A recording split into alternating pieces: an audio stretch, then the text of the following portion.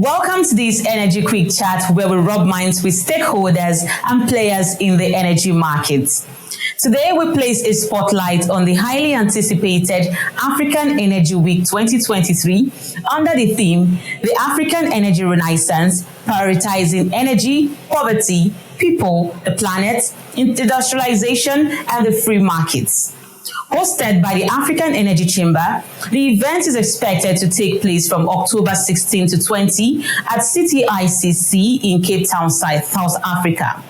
I am now joined by Tomas Gerbasio, International Conference Director at the African Energy Chamber, and he's here to walk us through what to expect from this year's conference. It's good to have you here, Tomas. Thank you for having me, Justina. It's a pleasure to be here. Thank you. So it's 6 weeks to the African Energy Week. What stage of preparations are you at the Chamber for the African Energy Week 2023? Well, naturally, we're at the last stages, as you mentioned, 6 weeks to go. The event is set to take place from October 16th to 20th at the CTICC in Cape Town. We have upgraded our venue to host more people, to provide a more immersive, a more high-level networking experience, program experience as well. We'll have multiple stages for discussion of several energy topics ranging from oil and gas, upstream, midstream, and downstream, but also renewable energies such as hydrogen, solar, also nuclear energy and coal, which are very important for the development of the African continent. So we are very close to it. We encourage everyone to join and acquire the last tickets that are available. As many governments, companies are already supporting the event. We will talk about this in a bit. But the event is set to happen very soon from now, and we have through this upgrade we have acquired as well a large exhibition space that will also be an amazing feature for the delegates to come. As you know, Cape Town in October is a very beautiful city to be in. And we hope everyone can join us at this event. Right. So tell me about the key speakers on the lineup. I know you have a very robust lineup there, and the outlook for the summit. Absolutely. So this year, we have to mention that this is our third year in a row.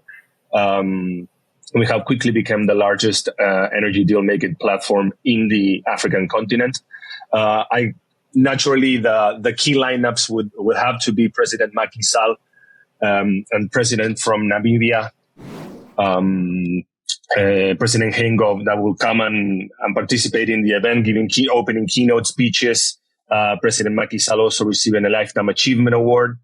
But besides this high-level participant that bring so much prestige, and we're so thankful for their participation, we also have a host of over 20 ministerial delegations coming from all Africa. Key participants are recently appointed as well. Ministers Lokpoviri and Minister Ekpo, Minister for State of Oil and Gas of Nigeria, that have been recently appointed. Former Minister Ibeka Chikwu also be participating in the event. Another key lineup would be Alex Epstein, an American researcher that's a strong advocate for fossil fuels as an element for human development, and we feel that this message strongly resonates with the Chamber's goal of eliminating energy poverty by 2030 and promoting clean cooking. All the discussions throughout the event will be revolving around this. So naturally, issues like natural gas and the promotion of natural gas will take a center stage, as many of the key areas that we will cover, such as Namibia, South Africa, Angola, Senegal, Mauritania, Algeria, Mozambique, bring key energy projects in the gas sphere that can radicalize the energy security structure in the globe, but also industrialize African nations. Participation such as the Secretary Generals of the Gas Exporting Countries Forum will solidify this approach on natural gas. But like I mentioned as well, we will cover multiple sectors. We'll have key delegations from Saudi Arabia and Russia, for instance, that will definitely take a look as well at issues as oil and gas, global oil and gas markets coordination, the promotion of clean cooking, the promotion of nuclear energy as well, and coal developments. So we're lining up to have a very, very interesting event, but not just on the program and content side. We also try to bring in a more an informal networking experience, as we feel as well that the energy and the events industry is changing. There's a big generational change that we want to reflect. And thus we're also hosting, for instance, the Just Energy Transition concert at the beginning of the event with key Amapiano and Afrobeat artists such as Buja, Chique, DJ Dollar, Spyro, that will come and provide a more informal, ice-breaking opening of the event. So it's lining up to be one for the books. That was quite. I'm already testing for that event in October. So, speak to me about supporting institutions. I know that you have big ticket sponsors. What value are they bringing to the Cape Town event? Absolutely. So our official partners for the past couple of years have been Afreximbank and the African Petroleum Producer Organization. This helps solidify two things. One, a concrete mandate to cover financial issues throughout as a transversal issue to the energy sector. You and I both know that financing energy projects has been one of the main chokeholds for the development of the energy industry. And thus we wish to provide a platform that actively seeks solutions in the financial sphere, actively promotes deal making. Last year, it was $2.5 billion signed in deals during AEW. We are aiming to surpass this year with key announcements to be made. But this key partners that you mentioned that will join us, major names such as Cosmos Energy, ExxonMobil, Chevron, the Angolan National Petroleum and Gas Agency, key institutions such as Rystad Energy, S&P Global, Frost & Sullivan, that will help us tailor as well. They help us curate the program to have the most updated topics online for us, the most relevant to promote the most relevant discussions for the energy industry. Major national oil companies such as Sonangol, PetroSA, Petrosen, Namcor, Gepetrol from Equatorial Guinea will come and continue to promote discussions among themselves of how to improve the role of national oil companies throughout the energy sector. How can these national oil companies can transform themselves into energy companies? How they have more responsibilities throughout their own national oil sectors and their own national energy sectors. But also key partnerships such as CNBC Africa for our media promotion. Also, you guys as well, Frontier Africa Reports, naturally are key partners in the promotion of the event. But also working with international renowned institutions such as the World LPG Association, the World Nuclear Association, the World Coal Association, the Nigerian Explorationist Association. All help us to build a strong and reliant program and key partnerships that can solidify these discussions on several energy issues as we move forward. So how effective is the OPEC Africa Roundtable, and how will it be effective in driving talks around stabilizing the oil markets, especially in the face of rising fuel prices? Absolutely. This is a great question. We both know there is a lot of instability and uncertainty, perhaps, in the global energy markets. Even in Africa itself, there's some political events that are creating certain uncertainty on the energy sectors and for investors as well. So our series of roundtable events that we'll host, one of them being the OPEC Africa Roundtable, it's a staple already, given our partnership as well with OPEC. We believe that this generates another platform. This is the Chamber's initiative to create a follow-up platform as well to OPEC discussions. We just came from the Vienna International Seminar that OPEC organizes every every couple of years. And we wish to have a follow-up discussion here in Africa, where we can, where African members and non-member countries as well, we invite as well key institutions and other key African markets, African producers. Institutions such as Apple will be participating.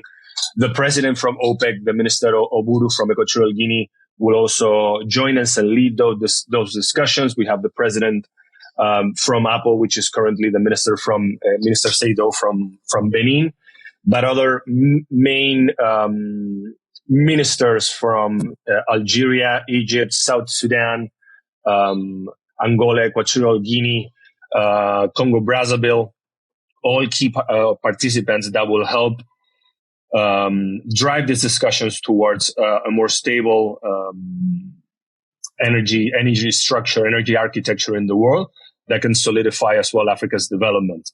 So we believe that this sort of roundtables generate a much needed continuous dialogue, a much needed follow-up intervention. So things do not just remain in paper on 1 year discussion, but this follow-ups, this checkups every year to see what we discussed last year, where we are this year, are very important for us to show accountability and to show actual development from these key institutions in how to solve problems for Africans and problems for the world.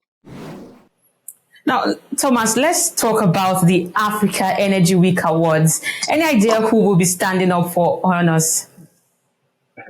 Unfortunately, no. This has become a great staple for African Energy Week. It's a very much awaited event, a beautiful dinner that we will host for the third year in a row, where we can celebrate Africa's achievement. So the only thing I can already announce, naturally, is what we have announced already, that President Macky Sall will be receiving the Mohamed Sanusi Barkindo Lifetime Achievement Award.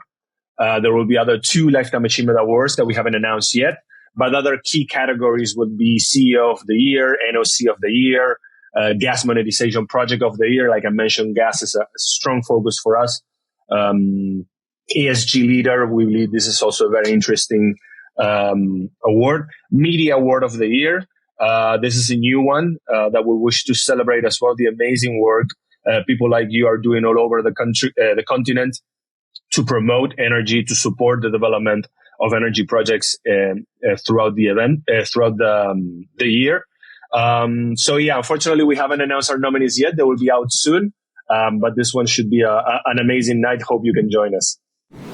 Right. While we wait for that big announcement in October, so what are the expectations around the deal room? I know that the Afrexim Bank will be having a deal room, and then the African Farm Out Forum at the AEW 2023.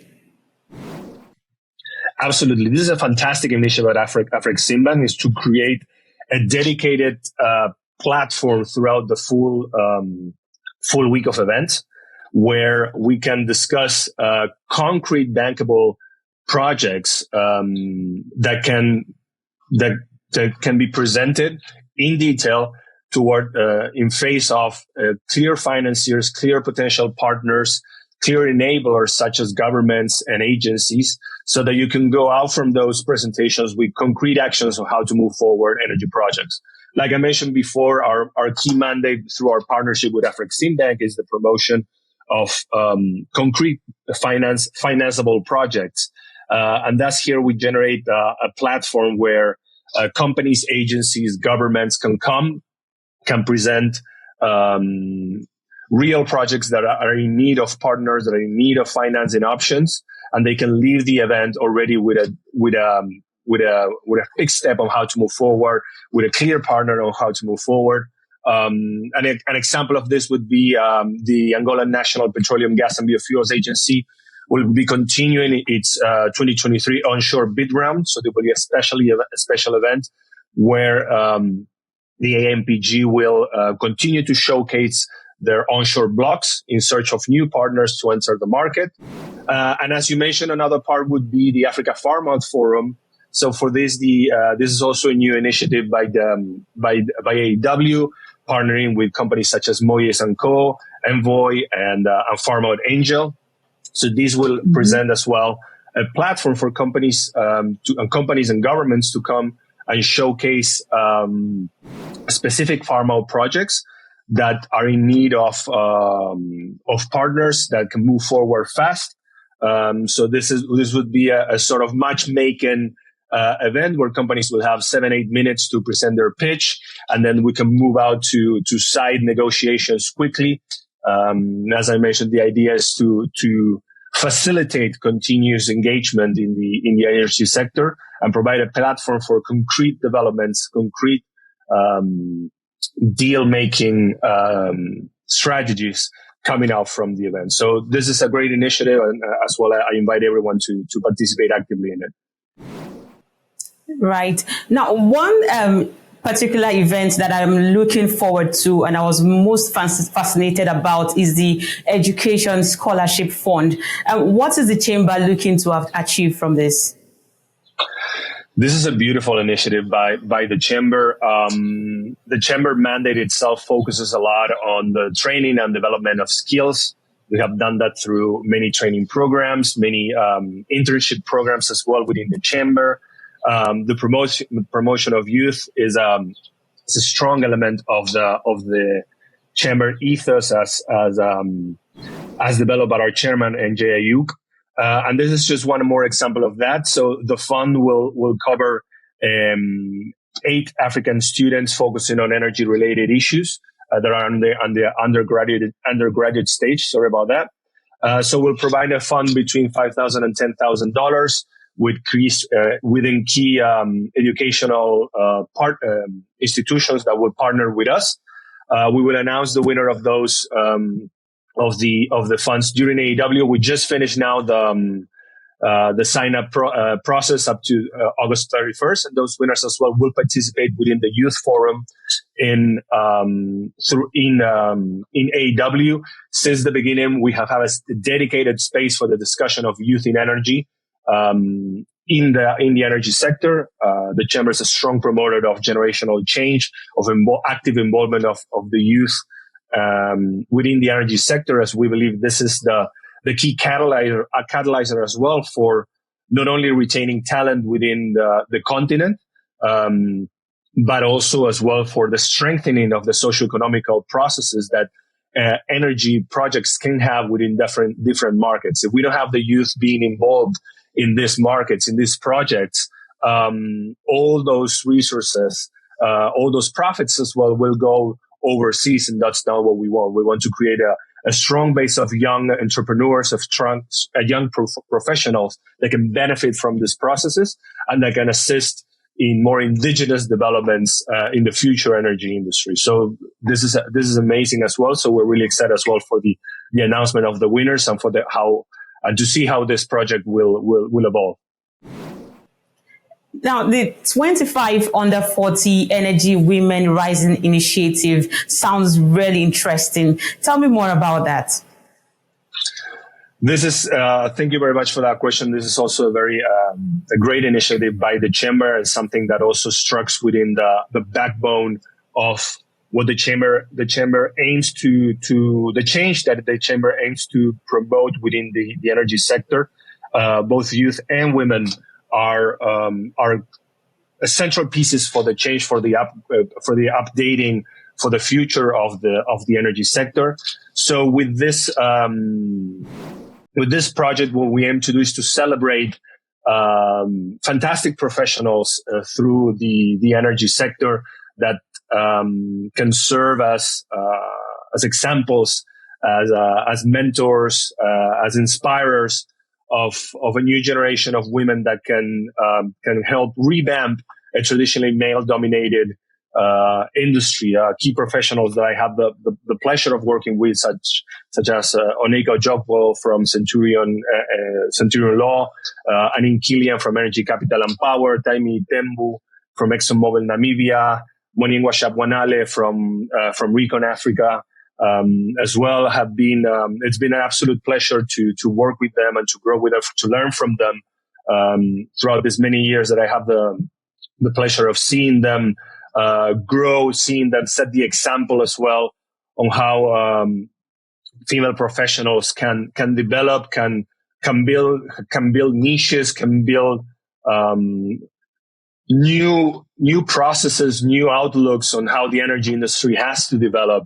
And it's an exciting initiative by the chamber to promote, to support, and to celebrate these professionals in their endeavors as well, on how they will grow and how they will help revamp the energy industry throughout Africa, as we have seen that the future of the industry in the continent will only happen with women actively involved in it, or it will not happen. Tomas Gerbasio, International Conference Director at the African Energy Chamber. And I wish you guys all the best at the Chamber as you strap up your laces and get set for this event. Thank you so much for joining us. Thank you very much for having me, Justina. And that's it on our Energy Quick Chat. Thank you everyone for taking time to watch. Make sure to comment, like, and subscribe to see more videos like this, and follow Frontier Africa Reports across all our social media handles. Bye for now.